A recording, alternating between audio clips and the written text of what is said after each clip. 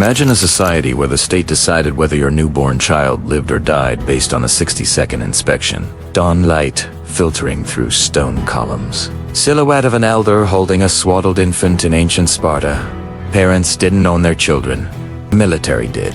What kind of civilization would sacrifice everything, even the lives of babies, to build the perfect army? Between 650 and 371 BCE, the Greek city-state of Sparta operated one of history's most extreme social experiments. While Athens debated philosophy and democracy, Sparta transformed itself into a military machine where every citizen's life served one purpose: war. This wasn't just ancient history. Sparta's model influenced fascist regimes in the 20th century, and still sparks debate about how far a society should go to ensure survival. Their methods were so extreme that even other Greek states called them barbaric. Map of ancient Peloponnese with Sparta highlighted in red. Sparta's system began around 650 BCE, after they conquered neighboring Messenia and enslaved thousands of people called helots. Outnumbered 10-1 by their own slaves, Spartans lived in constant fear of revolt. Thucydides, History of the Peloponnesian War, 5th century BCE. Their solution wasn't just building walls, it was building warriors from birth. When a Spartan woman gave birth, the father had to present the infant to a council of tribal elders called the Gerousia, Council of 28 men over age 60. These officials inspected every newborn at a specific site called the... According to Plutarch, they examined babies for signs of deformity, weakness, or frailty. Plutarch, Life of Lycurgus, circa 100 CE. If the child appeared strong, the father received permission to raise it. If not, the elders allegedly ordered the infant carried to a chasm on Mount Aegitus, called the Apothetae, meaning the place of rejection. How many children were left to die? Modern archaeologists explored the Apothetae site in the 1980s and found human remains, but mostly adult bones, not infants. Archaeological Survey, University of Athens, 1983. This created a historical puzzle. Either Plutarch exaggerated the practice, or babies were abandoned in multiple locations. The written sources say infanticide happened. The archaeological record remains incomplete.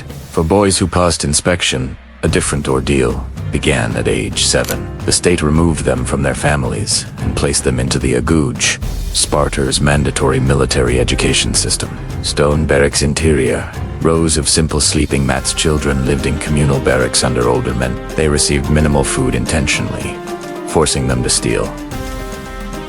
To survive.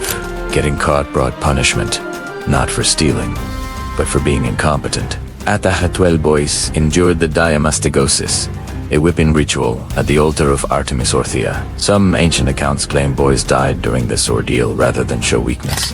Pausanias. Description of Greece, 2nd century CE. Modern scholars debate whether these accounts describe regular practice or exceptional events, exaggerated over time. Timeline graphic. Age 7 removal. Age 12 whipping ritual. Age 20 military service girls faced their own regimen. Unlike other Greek states, where women stayed indoors, Sparta required girls to train in athletics, wrestling, and javelin throwing. Plutarch reported that Spartan women exercised nearly naked alongside men. Plutarch, Life of Lycurgus. The state believed physically strong mothers produced stronger warriors. Marriage wasn't about love. It was selective breeding managed by law. Our primary sources come from non-Spartan writers centuries later. Plutarch wrote his account around 100 CE, over 500 years after the system's peak. Modern historical analysis. Cambridge, Ancient History, Volume 6. Xenophon, an Athenian general who lived in Sparta, provided a contemporary 4th century BCE account, but clearly admired Spartan culture, possibly biasing his descriptions. Xenophon, Constitution of the Lacedaemonians, circa 375 BC, confirmed Agoge system existed. Versus disputed. Scale of infanticide. Archaeological evidence confirms communal dining halls, barracks, and training grounds. British school at Athens excavations. 1906, 1910 Spartan graves show high rates of healed fractures consistent with brutal training. But we have no written records from Spartans themselves. They famously avoided writing, preferring oral tradition. This means our entire understanding comes from outsiders and potential enemies. Some modern historians argue the infanticide accounts were Athenian propaganda designed to make Spartans look monstrous. Paul Cartledge, The Spartans, 2002, Athens and Sparta were bitter rivals. Exaggerating enemy cruelty served political purposes. Other scholars point out that infanticide existed throughout ancient Greece through exposure, making Sparta's practice different only in being state-organized rather than family-decided. Sarah Pomeroy, Spartan Women, 2002. The biggest gap is women's voices. We have almost nothing written by Spartan women themselves. Male authors described their lives, but we don't know if those descriptions matched reality. Did women accept their role as breeding stock for the state, or did they resist in ways history didn't record? Imagine giving birth and knowing a committee of old men would decide in minutes whether your child lived. Spartan mothers weren't allowed to grieve rejected infants. Showing emotion was considered weakness. Girls who survived faced childhood's training for one purpose: producing the next generation of warriors. Boys separate from their families at 7 learned that the state mattered more than blood. The Helot slaves, who outnumbered Spartans dramatically, lived under systematic terror. Spartan officials declared ritual war on Helots every year, making it legal to kill them without religious pollution. Young Spartans participated in the Cryptia, a secret police force that murdered Helots to prevent rebellion. This wasn't war. It was state-sanctioned murder training for teenagers. Think of Sparta as a lab experiment in social engineering. The question they asked was, can you breed and train humans like war dogs? For about 2 centuries, the answer seemed to be yes. Sparta became militarily dominant in Greece, but the cost was catastrophic. By 371 BCE, their population had collapsed. Here's why it matters now. Sparta's system influenced 20th century fascist ideologies about creating superior humans through state control.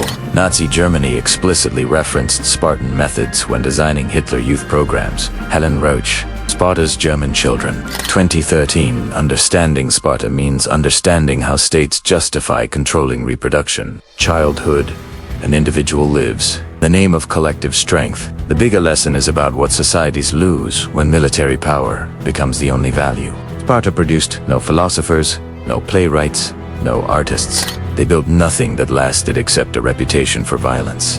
When their military finally lost at the Battle of Leuctra, they had nothing else to fall back on. The city that sacrificed everything for war could not survive peace. We know Sparta ran a state-controlled system, selecting children for survival and training boys from age 7 in brutal military camps. We know girls trained athletically for reproduction purposes. We don't know the exact scale of infanticide or how much ancient writers exaggerated. What we're certain of is this: Sparta chose military supremacy over every other human value. That choice eventually destroyed them. Archaeological work continues at Spartan sites, potentially revealing more evidence about actual practices versus literary accounts. Confidence. As excavation technology improves, we may find infant burial sites that confirm or deny ancient claims. Confidence. Medium. Ongoing historical analysis continues comparing Spartan practices to other ancient military societies, like the Mamluks or helping us understand if Sparta was uniquely brutal or typically ancient. Confidence. High.